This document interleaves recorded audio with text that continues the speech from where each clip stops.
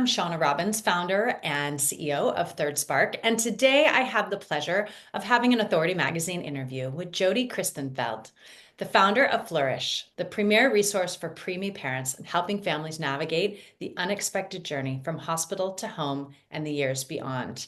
Today we're going to talk about how to build stress resilience with a positive mindset. And so, thank you, Jodi, for joining me. I can't imagine anything more stressful than having a preemie, since you and I have both been through it and we were chatting offline about it. I'd love to hear your background and how you got involved in this. Well, first of all, thanks so much for having me, Shauna. And I always say it's amazing how preemie moms are instantaneously bonded and become best friends. You become a member of this club that you didn't know existed, or maybe you did. And at the same time, you're like, why did I want to become a member of? But at the same time, also, it just does a reset of your whole life. And that's how I got to flourish. When my daughter was born, I kind of really just wanted to stop doing the work that I was doing because I didn't think that it made an impact or that it made a difference. And it did for some people, but my why and my reason for being completely changed. You know, Becoming a parent is transformative for everyone. But I think when your child is born unexpectedly or traumatically, it is even more so. And it makes you just realize those things in life that are so important and the other things that really aren't.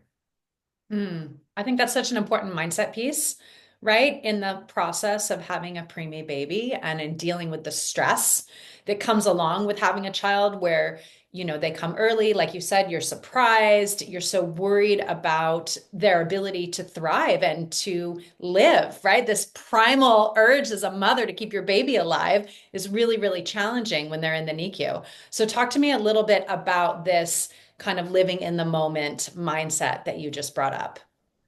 When I was in the NICU, one of the nurses said to me, just don't think too far ahead. Think for right now and maybe for 5 seconds from now. And those baby steps, I'll say pun intended, are really important. And it really helped me focus on the here and now because when I thought too far down the road, I did get stressed. What was my whole parenting journey going to look like? What was it going to look like once we came home from the hospital? What would my daughter need? What would I need? And it just kept snowballing. And so, one of the best things she told me to do was really just think in the here and the now and enjoy what it is you can control, right? Whether it's singing to your child in the NICU or controlling your own breathing or picturing yourself in your happy place. Those things help also foster all this positive energy to your baby and help them feel soothing as well. So I really wanted to be as positive for myself so I could be it for myself and for my child. Which is really hard to do in such a high pressure, high stress situation. So tell me how Flourish helps parents of preemies. Well, Flourish offers a whole bunch of ways to help parents, but primarily I help people find their own village. In addition to coaching one-on-one and helping them reframe their mindset on their parenting journey, I help them find the specialists and the tools that they'll need in their toolkit, so to speak, for their child, at least for the first couple of years of life, whether that's their pediatric physical therapist, occupational therapist, or maybe a pediatric GI. All of those people, I help curate their team for them so they don't have to do the legwork and be already overwhelmed. They're already overwhelmed and trying to just keep their head above water. And I try and take this layer off of their plate. Additionally, I put them into contact with other parents who are of similar road that they're traveling. And that helps too, because community, as we know, really means everything. To be heard and to be validated matters so much. And to speak to someone who is not a doctor or not a medical expert, but someone who's had real lived experience going through it is really validating and actually really helps and goes a long way in helping parents' mindset. I just have to let this soak in for me personally, because when I went through having a premature baby, there wasn't any of this, right? If it wasn't for the NICU nurses that I could contact around the clock to ask them questions, there was no support. There was no community. None of my friends even had children at the time. I was the first one. And then to have a child that was, that I had to leave at the hospital, for 17 days, like it was just a really, really intense, situation. So I really appreciate everything that you are doing for these families. Um, Something that you just sort of touched on that I think is really important, not only is the community, but how easy it is to feel so isolated when you have a preemie baby. I know we were so worried about illness, sickness, germs, the right people being around. It's not like you can just leave your baby with like a friend or your nanny or put them in daycare, anything like that. It's like your whole world stops. And my husband and I became very isolated, just home alone with the baby. So could you talk a little bit about the mindset around that and, stress resilience that preemie parents can use? The isolation, as you said, is real. And it doesn't just happen when you're in the NICU. When you come home, you have to almost pretend that you're still in the NICU from that respect. Our doctors were like, only go out to go to doctor's appointments, and that is it. Don't go out to restaurants, don't do anything. And so I say to people, the physical does become very isolating, but what you can do is really try and take shifts, whether it's with your spouse or partner, or if you have a baby nurse or someone else, so that you can extricate yourself and go out and do something that's also for yourself. At this point, self-care is so important because you can't pour from an empty cup. You're already so drained. You're not even sure how you're putting one foot in front of the other because this little person is counting on you for their survival. And at the same time, you're like, when am I ever going to enjoy being a parent? This is just so hard. And doing all those little self-care things, whether it's going for a walk around the block, getting a cup of coffee, meeting up with a friend.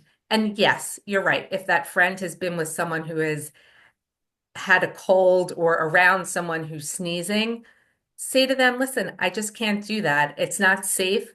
My child could go back to the hospital. And generally, more often than not, your friends do understand that. But I implore upon parents to really take time for themselves and also, if possible, try and still connect with each other together, not just separately. So it's funny you bring that up. My husband and I used to leave each other notes at night of how much medication we had given our son because we would cross paths. I was nursing, so I would pump a feeding for him to give to the baby. But we found little ways to connect like that. So what other little ways do you have, little tricks and tips for preemie parents to be able to, take care of themselves and nourish themselves during such a stressful, difficult time?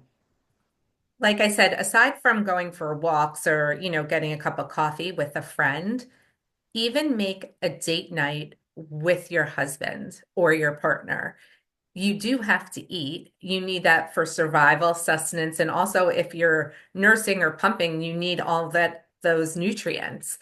So if you can try and have, again, like a baby nurse or a family member, at least if the child's sleeping and go someplace local, close. It doesn't have to be a long extended dinner, but just do something that you can help connect with your husband or spouse. I remember it was my birthday when my daughter was in the NICU and I didn't want to go anywhere. And even the NICU nurses were begging me. They're like, you have to go out with your husband. You must. And they were so right, because anything that can make your life somewhat normal from what it was prior to having your child really does go a long way in bettering your mood and just your overall energy and spirit. Mm. All right, well, talk to me about sleep. Since I'm a sleep expert, I help women who deal with sleep problems. I know how debilitating it is to have a newborn in general or to have little kids. When you have a toddler and a newborn, I've done it all. And so it's like physically painful, right? But then when you have, a preemie on top of that, and maybe there was for me, there was no labor. It was just an emergency situation. And so my body was so not prepared to give birth and then the recovery time off of that. So do you have any tips for couples or for women or men that might be watching this that just need some help in the evening with, sleep, rest, stress reduction, that sort of thing? I first always say there's no harm in needing help. And the best thing you can do is admit that you do need help. No one person can do it all. And to your point, right, you need to be able to rejuvenate yourself and let your own body rest. And so, what I would try and do when my daughter was napping, I would try and nap when she did, just because then I knew generally she probably wouldn't really need me and I could rest. But then again, you have that theory of, you never really rest. Once you know you're pregnant, you're never going to rest ever again because you're always concerned about your child. But I think it's so important, again, goes to that self-care piece to get some rest. And whether it's even just meditation or some type of mantras, I used to do that for myself all Mm, the time. And I found that so helpful, especially meditation, because I would just focus on my breathing and I would block out any of the other noise. And you don't have to do it for an hour. You can do it for 5, 10 minutes. And that really, again, just rejuvenates you. And in terms of getting sleep, is it going to be your best sleep, especially when your child's in the NICU or when you're just home? No, not really, but it's not also for any parent, especially every noise, every gurgle, you're on heightened alert. But at the same time, now I'm at the place in my life where when I hear something and my daughter calls for me, I'm like, I cherish it because I don't know how much longer she's going to want to call me. There's going to come a point where she's going to say, Mom, just get away. that's true. It will come. Do you have any tips for parents now that you've been on the other side of it and your daughter has made it through? And I know I've been on the other side of it and my son's now in his 20s. Do you have any things looking backwards that you wish you would have done differently or tips or advice for families? I wish I would have really understood that when they say it does take time, it does take time.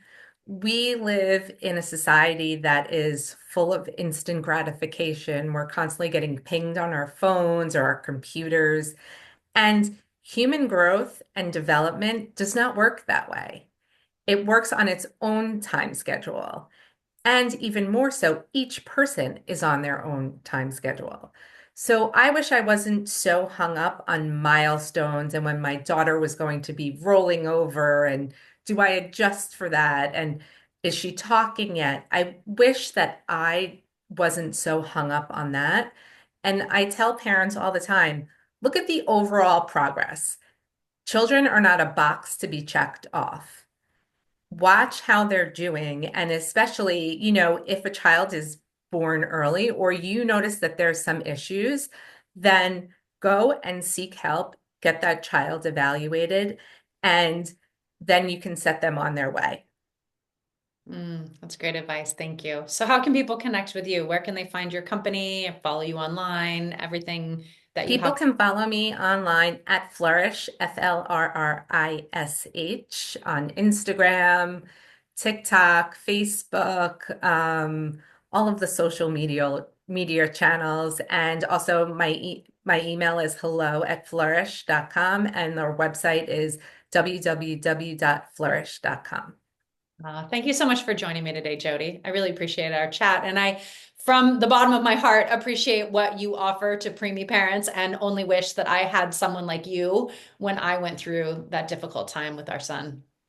Thank you. And stories like yours and your son's are truly inspirational to me because all I wanted to know at the time was a success story. I didn't know anyone. So hearing stories like this, even how he's grown up now and living on his own is so inspirational and it just gives me the chills. It makes me so happy.